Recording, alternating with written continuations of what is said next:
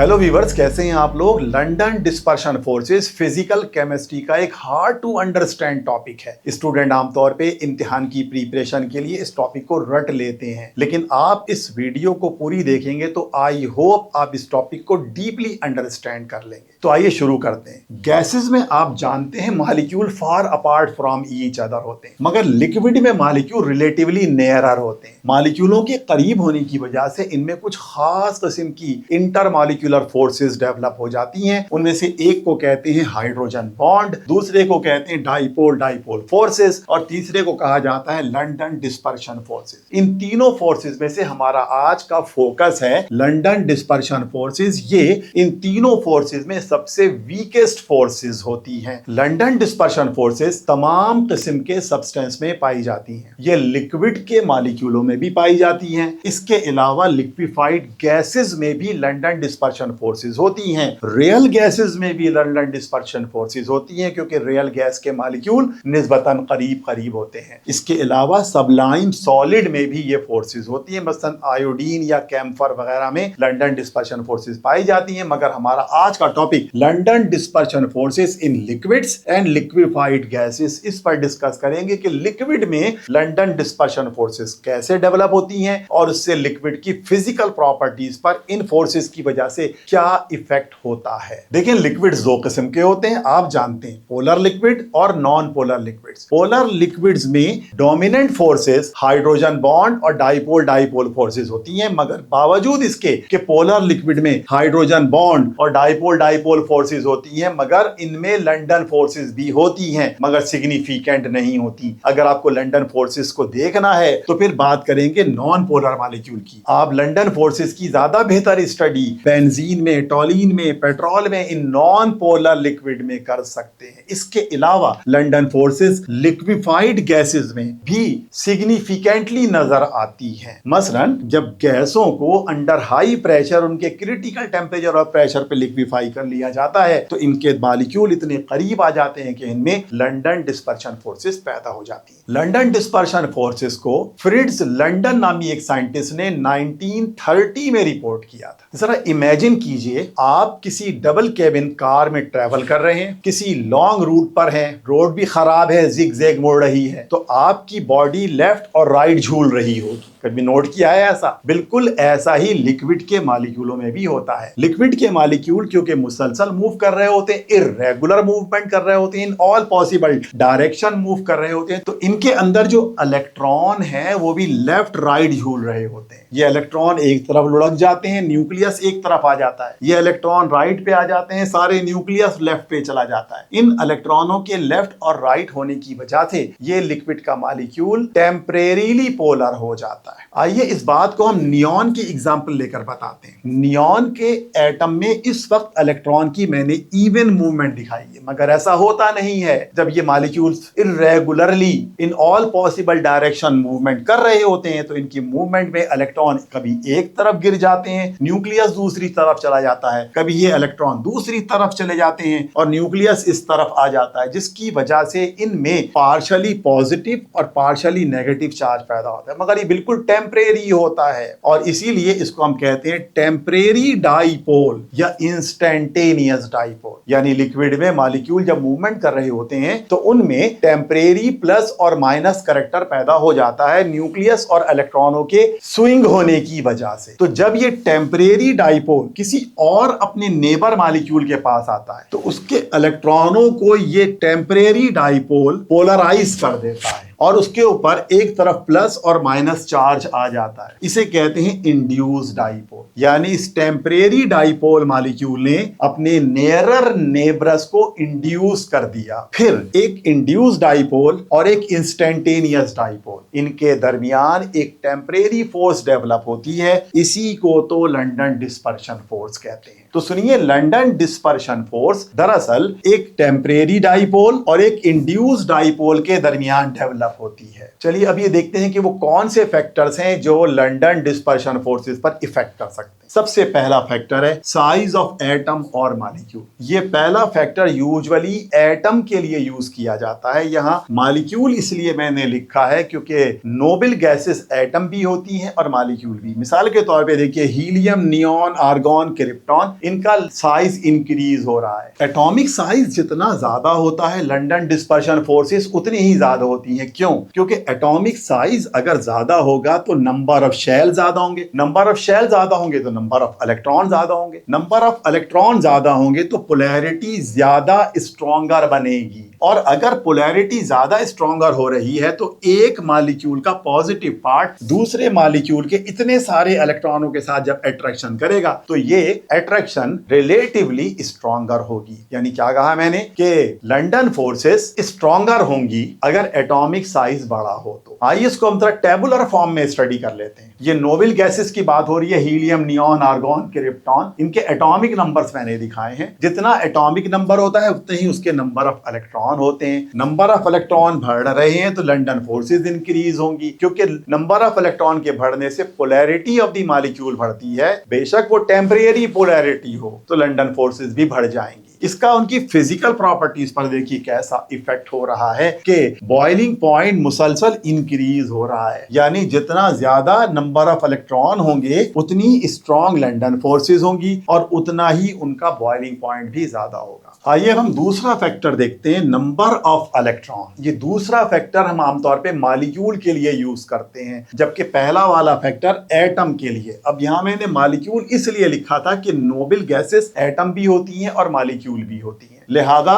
Number of electron की terminology molecule के लिए यूज की जाती है। जितने ज्यादा नंबर ऑफ इलेक्ट्रॉन होंगे उतनी ही लंदन डिस्पर्शन फोर्सेस ज्यादा होंगी। आइए इस फैक्टर को हम 4 लिक्विफाइड गैसेस की मदद से एक्सप्लेन करते हैं। CH4, CO2, SO2 ये लिक्विफाइड गैसेस हैं और इनमें नंबर ऑफ इलेक्ट्रॉन है बिलतरतीब 10, 22। ये नंबर ऑफ इलेक्ट्रॉन मैंने कैसे लिखे हैं? कार्बन का एटॉमिक नंबर 6 है तो उसमें 6 इलेक्ट्रॉन होंगे, हाइड्रोजन में 1 होगा तो टोटल हो गए 10। यहां पे देखिए कि कार्बन में 6 इलेक्ट्रॉन होते हैं, एटॉमिक नंबर ऑफ इलेक्ट्रॉन कहलाता है। ऑक्सीजन में 8 इलेक्ट्रॉन होते हैं, टोटल 22 इलेक्ट्रॉन हो गए। इस तरह देखिए लेफ्ट से राइट मैंने क्या दिखाया है, नंबर ऑफ इलेक्ट्रॉन बढ़ रहे हैं। यानी CH4 के मुकाबले में CS2 में नंबर ऑफ इलेक्ट्रॉन ज्यादा हैं। तो बताइए लंदन फोर्सेस किस में ज्यादा होंगी? CS2 में। जब नंबर ऑफ इलेक्ट्रॉन ज्यादा हो ना तो मॉलिक्यूल की पोलैरिटी ज्यादा हो जाती है, जिसकी वजह से लंदन डिस्पर्शन फोर्सेस भी ज्यादा हो जाएंगी। लंदन डिस्पर्शन फोर्सेस मैंने दिखाया है कि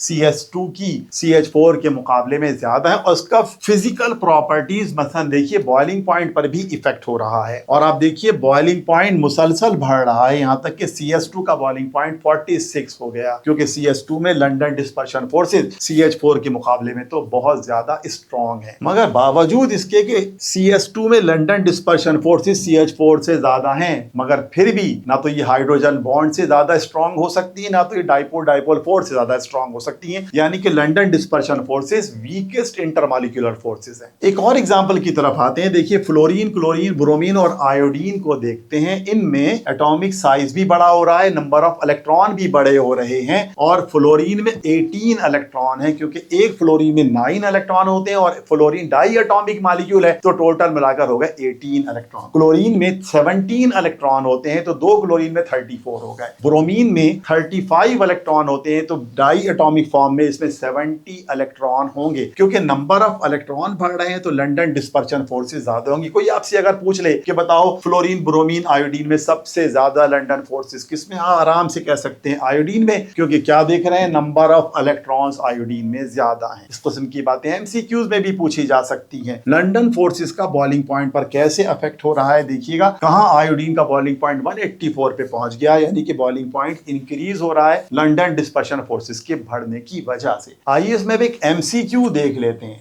लंदन डिस्पर्शन फोर्सेस में से MCQ एंट्रेंस टेस्ट में भी आता है और बोर्ड के पेपर में भी आ सकता है। देखिए इसमें लिखा हुआ है कि 4 मॉलिक्यूल दिए हुए हैं और कहा जा रहा है लंदन डिस्पर्शन फोर्सेस किस में ज्यादा होंगे। आप बड़े आसानी के साथ इसके आंसर तक पहुंच सकते हैं। आप फटाफट देखते जाइए। कार्बन में 6 इलेक्ट्रॉन होते हैं और हाइड्रोजन में 4, तो कितने हो गए? 10 इलेक्ट्रॉन। नियॉन में तो होते ही 10 इलेक्ट्रॉन है। इधर आ जाइएगा, कार्बन में और हाइड्रोजन में मिलाकर टोटल 42 इलेक्ट्रॉन आ रहे हैं। इसी तरह से यहाँ पे देखिएगा 22 इलेक्ट्रॉन आ रहे हैं। तो सबसे ज्यादा इलेक्ट्रॉन किस में आ रहे हैं? C6H6 में सबसे ज्यादा इलेक्ट्रॉन आ रहे हैं। तो लंदन फोर्सेस C6H6 CH6 में ज्यादा स्ट्रॉन्गर होगी as compare to other molecule. जब भी कभी इस किस्म का MCQ पूछा जाए तो आपने फौरन नंबर ऑफ इलेक्ट्रॉन काउंट करने हैं। आपको मुश्किल हो रही हो कि नंबर ऑफ इलेक्ट्रॉन काउंट करने से, तो आप सीधा सीधा एटॉमिक मास से भी ये काम कर सकते हैं। लंडन डिस्पर्शन फोर्सेस पर इफेक्ट करने वाला तीसरा फैक्टर है surface area of molecule. First year की बात की जाए तो ये फैक्टर इतना इंपॉर्टेंट नहीं है, लेकिन सेकेंड ईयर में और खास तौर पे एंट्रेंस टेस्ट की प्रिपरेशन में इसे कंसीडर किया जाता है। तो आप सुन सकते हैं, देखें जी, कुछ ऑर्गेनिक मॉलिक्यूल ब्रांच चेन वाले होते हैं और कुछ स्ट्रेट चेन वाले होते हैं। मसलन देखिए मैंने यहां लिखा है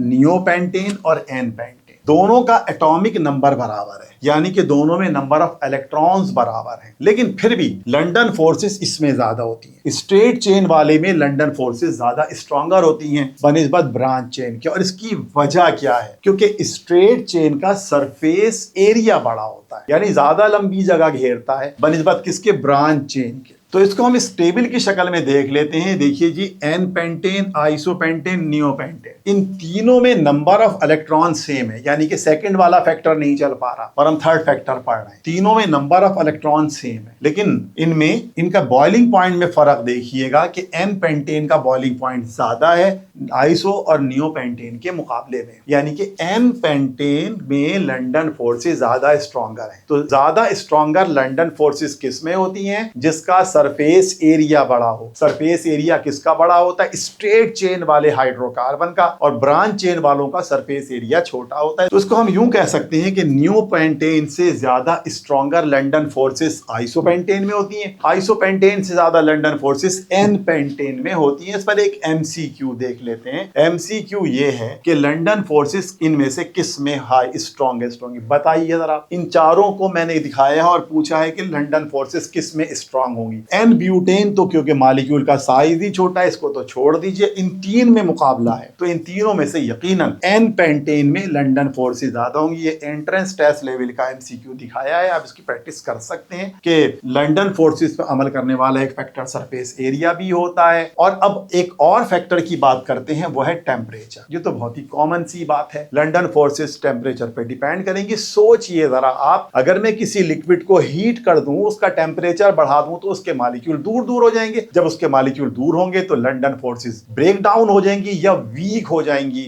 यानी कि लंडन फोर्सेस टेम्परेचर के इनवर्सली प्रोपोर्शन है। जितना ज्यादा हम टेम्परेचर बढ़ा देंगे, लंडन फोर्सेस उतनी ही कम होती जाएंगी। तो मैं ये चार फैक्टर की बात कर रहा था। इंटरमीडिएट लेवल पे फर्स्ट ईयर के बोर्ड के पेपर के हवाले से इनमें से सिर्फ पहले दो फैक्टर ही आप याद कर सकते हैं। ये तो मैं पढ़ा रहा था, इसकी कॉन्सेप्चुअल स्टडी समझ सकते हैं तो समझिए, वरना तो सवाल है कि इम्तिहान में क्या आएगा। तो देखिए, इम्तिहान में आमतौर पर इस किस्म का एक पॉसिबल क्वेश्चन आ सकता है कि लंडन फोर्सेस क्या होती हैं और कौन से फैक्टर पे डिपेंड करती है। आपके लिए इसका मैंने जवाब भी तैयार कर दिया है। आप कुछ इस तरह इसका जवाब लिखेंगे कि लंडन फोर्सेस, ऐसी हेडिंग बना लीजिएगा और उसके बाद लिख देंगे इसकी डेफिनेशन। लंडन फोर्सेस की डेफिनेशन लिख देंगे। कौन सी फोर्सेस होती हैं? जो एक टेम्परेरी डाइपोल मॉलिक्यूल और एक इंड्यूस्ड डाइपोल मॉलिक्यूल के दरमियान डेवलप होती हैं। लंडन डिस्पर्शन फोर्सेस, तमाम किस्म के लिक्विड में ये फोर्सेस पाई जाती हैं, मगर नॉन पोलर लिक्विड में ये ज्यादा प्रोमिनेंट हमें नजर आती हैं। आप जब डेफिनेशन लिख देंगे लंडन फोर्सेस की, भाई सवाल क्या था कि लंडन फोर्सेस क्या होती हैं और किन फैक्टर पे डिपेंड करती हैं, तो पहले तो आपने लिख दिया लंडन फोर्सेस क्या होती हैं, और उसके बाद फिर आप ये बताएंगे कि ये फोर्सेस कौन कौन से मॉलिक्यूल में पाई जाती हैं। आपको देखिए, पेट्रोल में, टोलिन में, बेंजीन में, ये सब क्या है? नॉन पोलर मॉलिक्यूल हैं। Carbon dioxide, argon, neon, helium, ये सब क्या है? लिक्विफाइड गैसेज हैं। इन सब में लंडन फोर्सेस बासानी देखी जा सकती हैं। अब है कौन से फैक्टर्स लंडन फोर्सेस पर इफेक्ट करते हैं? तो एक तो आप लिख दीजिएगा size of the atom of molecule. कितनी आसान सी वर्डिंग्स लिखी हुई है इसकी। The greater the size of atom और molecule, the higher the electron and hence the stronger the London forces. और फिर दूसरा फैक्टर लिख देंगे आपके नंबर ऑफ इलेक्ट्रॉन, यानी बस आप दो फैक्टर लिखेंगे। मैंने चार पढ़ाए हैं ना, मगर फर्स्ट ईयर के लेवल पे बोर्ड के इम्तिहान में आप दो फैक्टर लिख दे, दिस इज इनफ। तो आई होप के टॉपिक आपने अंडरस्टैंड किया होगा, वरना कम अज कम इसका नोट्स याद कर ही लीजिएगा। Thank you for watching.